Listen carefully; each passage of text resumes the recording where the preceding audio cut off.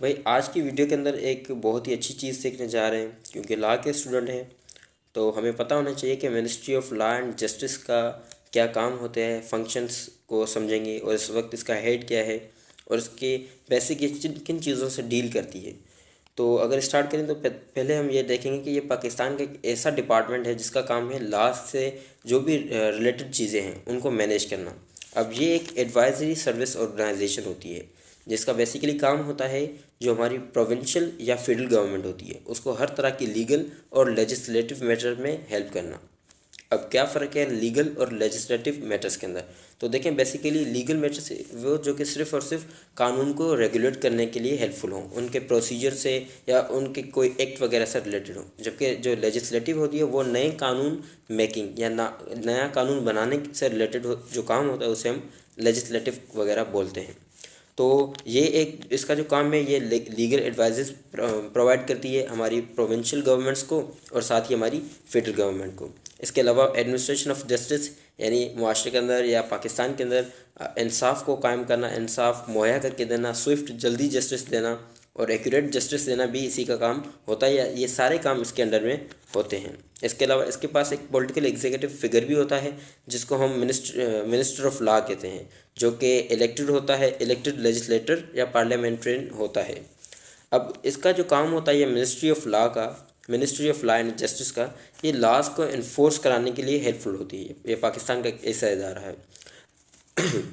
Sorry.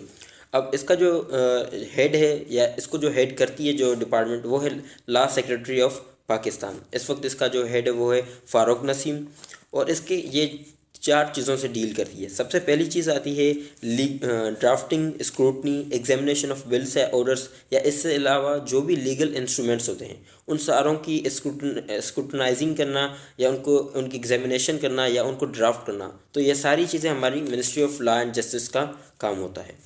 दूसरा काम होता है इंटरनेशनल एग्रीमेंट्स। अब देखें हम मुख्तलिफ ममालिक से जो भी एग्रीमेंट्स करते हैं उन सारों को मैनेज करना, उनकी रीडिंग करना, उनको समझना और इंटरप्रेट करना, ये भी हमारी ministry of law and justice का काम होता है।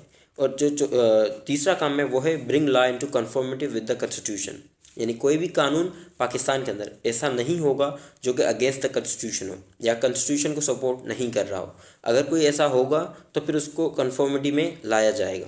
अब आखिरी जो इसकी जो जिस चीज़ से डील करता है वो है लीगल प्रोसीडिंग और लिटिगेशन का जो प्रोसीजर्स होते हैं उन सारों को मैनेज करना, मेंटेन करना, और अगर ज़रूरत के मुताबिक नए बनाने हैं तो ये काम करना भी ministry of law and justice का काम होता है। अब इसके अगर फंक्शंस देखें तो बेसिक 10 फंक्शंस हैं। अगर हम इनमें से 3 से 4 भी अगर समझ लेते हैं तो फिर मैं समझूंगा कि हमने इसको इनफ समझ लिया। सबसे पहली जो चीज़ आती है वो advice to divisions on constitutional questions and case in laws interpretation, यानी जो कॉन्स्टिट्यूशनल क्वेश्चंस होते हैं ऐसे केस लॉस या ऐसे केसेस या ऐसी किस्म की इंटरप्रिटेशन करना जहाँ पर हमें कॉन्स्टिट्यूशनल अमेंडमेंट की ज़रूरत पड़ती है या कॉन्स्टिट्यूशन पर क्वेश्चन उठता है, तो फिर ऐसे जो इन चीज़ों पर एडवाइस करना है वो हमारी ministry of law and justice का काम होता है। दूसरा है एडवाइस टू प्रोविंशियल एंड हमारे फेडरल गवर्नमेंट्स, जो कि हम पहले डिस्कस कर चुके हैं। इनको फेडरल गवर्नमेंट को एडवाइस करना, यानी कि अटॉर्नी जनरल्स और जो एडवोकेट्स जनरल होते हैं इनको एडवाइस करना भी इसी का काम होता है। और तीसरी जो है गवर्नमेंट लॉ पब्लिकेशन को मेंटेन करना, यानी कि जो न्यू स्टेटरी लॉज, ऑर्डर्स और रूल्स एंड रेगुलेशन हमारे यहाँ पास होते हैं उनको फिर लोगों तक पहुँचाना, उनकी पब्लिकेशन करना, वो भी ministry of law and justice का काम होता है। फिर क्रिमिनल लॉ एक्ट जो अमेंडमेंट एक्ट 1958 का, उसके हिसाब से नए जो स्पेशल जजेस होते हैं उनको किस तरह से हायर किया जाता है, उनके रेम्यूनरेशन क्या होती है, और ये सारी चीज़ें मैनेज करना भी इसी का काम होती है। फिर सुप्रीम कोर्ट, हाई कोर्ट्स और हमारी सुप्रीम जुडिशल काउंसिल है, इन सबको एडवाइस करना भी इसी मिनिस्ट्री का काम होता है। इसके अलावा जो आर्बिट्रेशंस को मैनेज करना है वो भी इसी का काम है।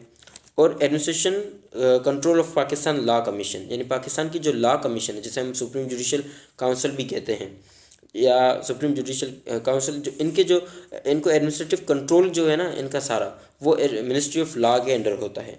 फिर review of human rights situations in Pakistan, यानी कि पाकिस्तान के अंदर किस तरह से लोगों को ह्यूमन राइट्स दिए जा रहे हैं या नहीं दिए जा रहे, तो इसको ये प्रोविंस के बेसिस पर और लोकल गवर्नमेंट से भी कोऑर्डिनेशन करती है, यानी किसी भी प्रोविंस या लोकल गवर्नमेंट से कोऑर्डिनेशन करके फिर उस हिसाब से ह्यूमन राइट्स प्रोवाइड करती है।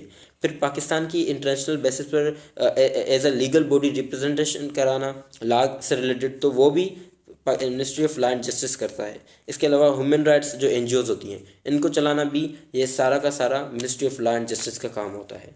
Thank you for your time.